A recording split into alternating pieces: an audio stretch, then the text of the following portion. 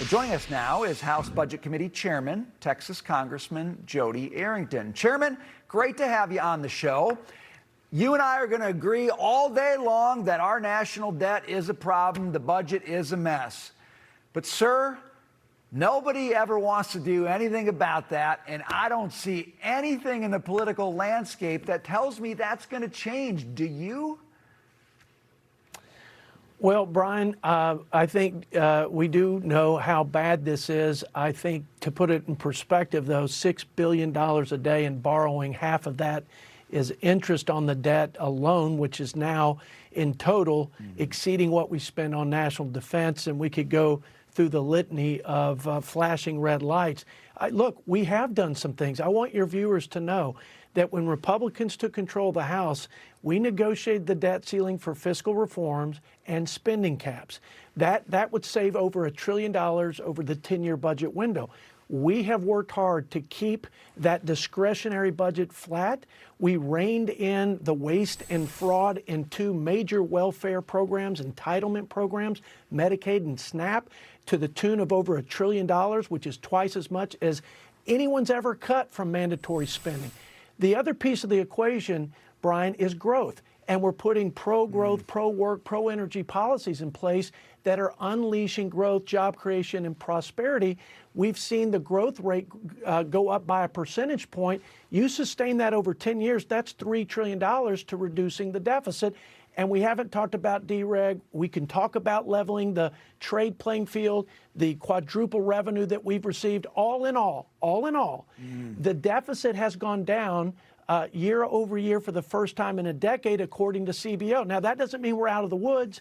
It just means we're creating some fiscal space. And some of the bigger things like Social Security and Medicare are going to have to be worked on in a bipartisan fashion, like they were with Reagan and Tip O'Neill, quite frankly. Well, I'll give you credit where credit's due, but we still got a deficit that's above $1 trillion, and we're still paying more than $100 billion a month on interest on the debt. So nibbling around the margins isn't going to make a lot of sense. But I agree with you. Growth is one of those things, especially with AI, that can help you, as they say, grow your way out of your debt, but you need a lot of it. So I want to move on to this, though, because I know you're really hot on this. You've been a strong supporter of the Save America Act, and you're a co-sponsor of the bill.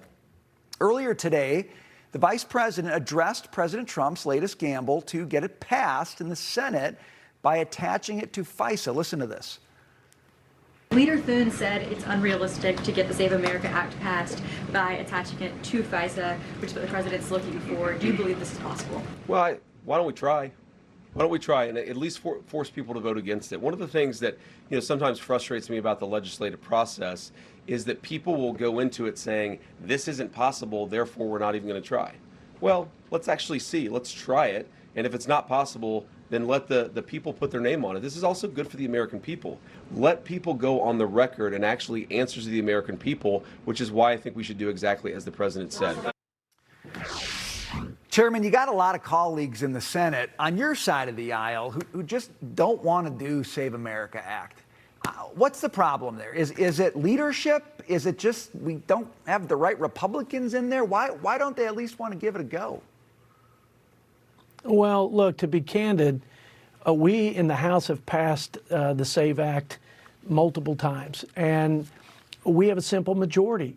We don't have the filibuster, so we don't have this 60 supermajority threshold, and I think that's what's holding it up ultimately. Now, you can debate, should we pull the filibuster for something that is so important? I mean, you can't have functional democracy without free and fair elections. We have a simple majority threshold in the Senate for judicial appointments, so why not for something so critical, again, to the functioning of this democratic republic? And I think that's a healthy debate, but at the end of the day, practically speaking, forget what I want and the philosophical discussions, the math isn't there. You don't have Democrats who will support it, sadly, 80-20 issues like voter ID, but you don't have the number of requisite Republicans to pull a filibuster and have a simple majority, which, by the way, means you might have a choice. I mean, you might have an option through reconciliation 3.0. Yeah, but there doesn't seem much appetite for that either. I got to leave it there. Congressman, good to see you. Thanks for being with us tonight. And thank you for joining us. See you tomorrow.